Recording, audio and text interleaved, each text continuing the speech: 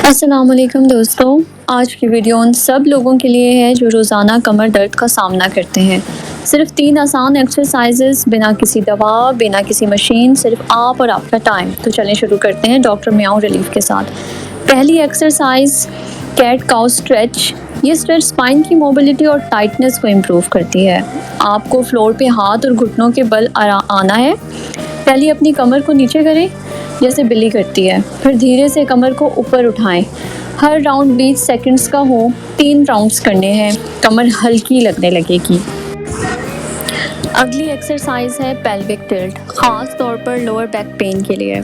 सीधा लेट जाएं, घुटने मोड़कर।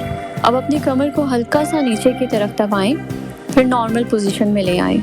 ये मूवमेंट आपकी कमर के नीचे के मसल्स को रिलैक्स करती है। 10 बार करें, 2 सेट्स में, सुबह शाम कर लें। हर मूवमेंट स्लो और कंट्रोल में रखें। तीसरी एक्सरसाइज है सीटेड फॉरवर्ड बेंड। ज़्यादा देर बैठने से जो टाइटनेस होती है ना, उसके लिए ये बेस्ट है। सीधा बैठ जाएं, दोनों पैर सीधे। अब धीरे धीरे आगे की तरफ झुकाएं, जहां तक कंफर्टेबली जाएं। कमर को स्ट्रेस नहीं देना, बस स्ट्रेच महसूस करना है। 20 सेकंड्स तक होल्ड रखें, फिर वापस आ जाएं। 3 बार रिपीट करें।